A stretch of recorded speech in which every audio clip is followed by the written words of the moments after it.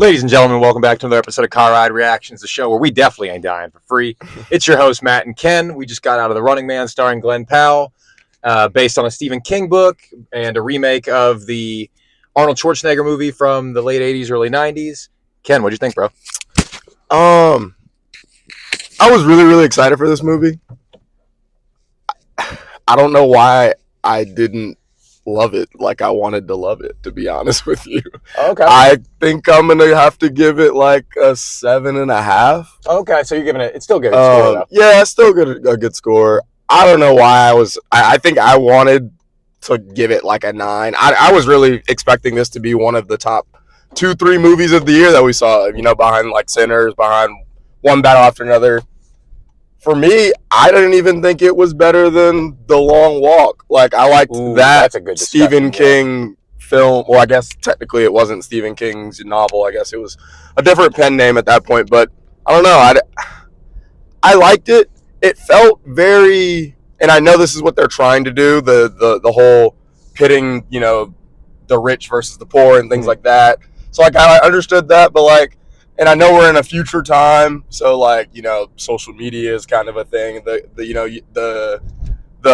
kid's brother brought him over, like he's like the YouTube guy, essentially putting out content, like and things like that. So like I get all of that stuff, but it just felt very not believable in a way. And like obviously it's a reality show where they're chasing somebody and trying to kill them on national television. So obviously it's take realism out of it for a minute, but like. Just part of it just didn't really feel logical. And then the guy that he had helping him up in Maine, I hated Michael Cera? Yeah, Michael Cera. I hated the fact that he just was like so bloodlusted that he just wanted to allow them into his house and wanted to shoot out that. Like, I don't know. Like why would we do that? There was a lot of like choices that I feel like Glenn Powell made and just other folks around him made that I'm like, why are we doing this? This is going to get you caught. Like, that's kind of where I'm at with it. I liked it. It was a good movie. It was a good ride, but I felt like we could have gotten a little bit better writing, maybe. Yeah. I think just the choices that were made just did not really make a lot of sense in my opinion. So it's funny. I have the same score, actually, a 7.5 too. But I liked it a lot, actually. Even though I've given movies a higher score, like you said, it was my most excited remaining movie of the year. It wasn't. It's not going to make my like top 5 of the year or anything like that. Yeah. But I liked it a lot. Also 7.5 from me. It wasn't the writing that was the issue for me. There was randomly a few bad actors in this movie. Like the Amelia girl sucked. Like she was her. I was gonna even like skip over that to be nice to the movie, but yeah, that whole dynamic was awful. Yeah, awful. Her scenes were absolutely awful, and I'm not even sure why she was in there. Other than like in the Arnold one, there is a girl that is a big part that kind of gets wrapped up in everything, and she is a big part of it. Yeah, and I'm like, but she's in it from the beginning, and I was like, if she's supposed to be her. Like, they could have just, like, not had her in this. But I thought, I actually did like Michael Cera. He made a couple stupid decisions, to your point, that, like, I liked, I hadn't seen Corey Hawkins in anything in a while. I liked, he was maybe the MVP of the movie, actually. Mm-hmm. So I liked that. The other bad acting job was, like, Corey Hawkins' little brother. Like, he was, like, ruining those scenes. Yeah, like that. Who was the white guy that wrote his lines? Who is the like 50-year-old white man that was writing that kid's lines? A lot of the comedy just did not land for me either, and I don't know.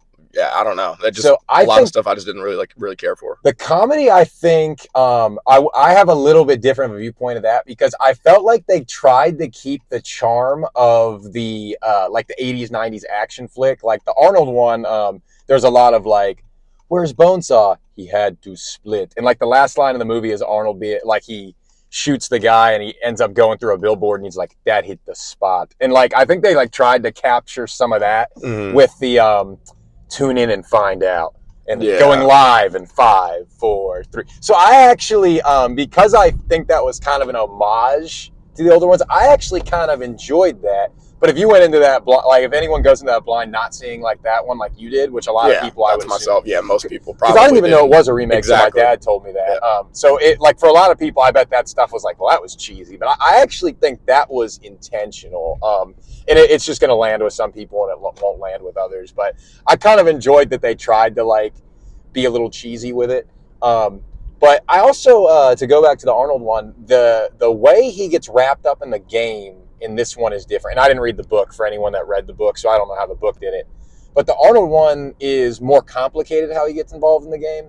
So in this one, obviously, we get Glenn Powell was raised in the I don't know if he was raised in the slums, but he's from the slums and he needs the money and everything, and that's why he gets into it. Mm-hmm. What happens with Arnold is Arnold's like military, and he's like flying a jet or a chopper or something at the beginning of the movie, and he basically gets told to like shoot a missile or something into a crowd of people in the slums. And he tells his commanding officer, he's like, there's a group of innocent people that are like, I'm not doing that. And then so he ends up getting into like a fight up in the helicopter. They knock him out, and they shoot the missile anyway, and they frame it like he's the one that did it in cold blood. So he gets sent to the slums and like starts living there, and he is trying to escape, and when he gets caught escaping, he gets arrested, and then that's how he gets wrapped up in the game. So it's a little bit different how he gets involved in the game. I kind of appreciated the more streamlined version, where he's just like, I'm sick, I need the money. Right. So I was more cool with that than I think the Arnold one. But I also, the other difference being the 30 days versus the afternoon. So it wasn't exactly, as good as I thought it would be, to your point, but I did enjoy it. I thought it was fun for, I think the first 10-ish minutes are maybe a little, I don't know what the right word is, but underwhelming, getting him set up into the game. Yeah, it took until the game started for me. Yeah. I was very much like, this is going bad quick. And once we started playing the game, I was like, okay, I'm back into it. It's fine. But yeah, I just felt like there was just moments where, like we said, different choices could have been made and writing wise. And I also think like, I don't know. The first 10 minutes weren't bad to me. They were like, I didn't care. You know what I mean? Like, as bad as it sounds, like I didn't really care about his wife and daughter that much. Like they just, I was like, let's get to the game. Like I get why. Like I'm glad that we have this setup for the story, but let's get to the game.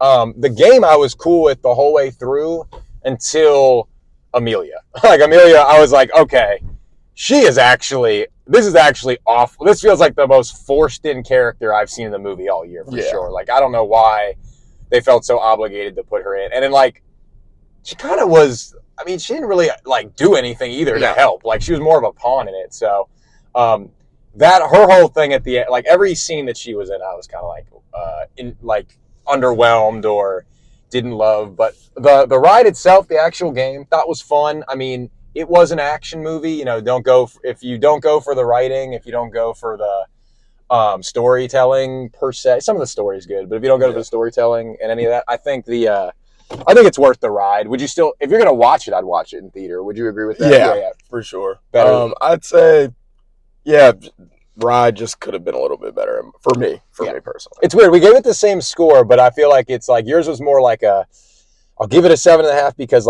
it was good enough. Mine was like 7.5. Yeah, I'm cool with that. Yeah, like it was good enough. Like I'm not trying to kill it. That's just where I'm at with it. Yeah, for sure. I think it's, you kind of get what you get out of it. It's one of those movies. If it would have taken itself more serious, I think I would have loved it more. That's why I don't know. To your point, I know we always talk about like, did the movie do its job? This might have delivered as well as it could have, to your point, like on the job. This could have been like one of the best action movies we'd seen in a while. Yeah. But I think they wanted to pay some homage to the cheesiness. I think they leaned into that, which was, I don't know what the book's like, but I think they wanted to kind of give some homage to the original movie. But I mean, solid movie either way though. For sure. So let's see. What was your favorite trailer? I didn't know there was a Greenland 1. Greenland 2 looked pretty cool. Yeah, that looked dope. And then Crime 101. Crime 101 looks great. Yeah. Great cast for Crime 101, too. Mm-hmm. And then, to go back to the movie real quick, I do want to give a shout out to Trammell Tillman. Did a great acting job in the movie. And then Corey Hawkins, like I said, did a great job.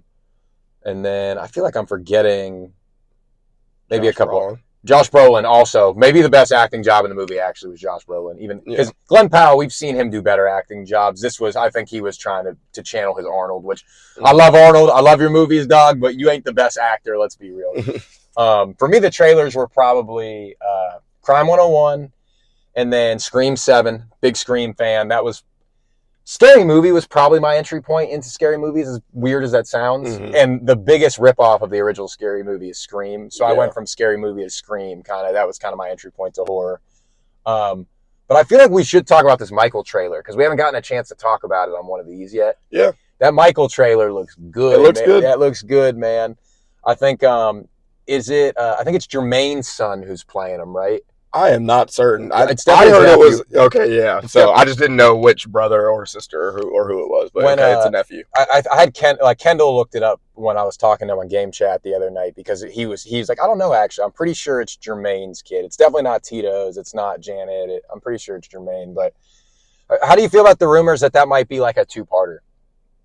I'm going to be out on it if that's the case. Give me the one, bro. I'm going to be very much out on it. I don't care if it's 3.5 hours long. Just do a documentary if you're going to do that. Yeah, don't do this in theaters, part 1, part... No. Yeah. I'm out on that very much if that's the case. I'll still go see it, but I'm not... that's not how I prefer to do it. Because they're talking about the Beatles biopic, doing one biopic for each member of the Beatles, and I'm like...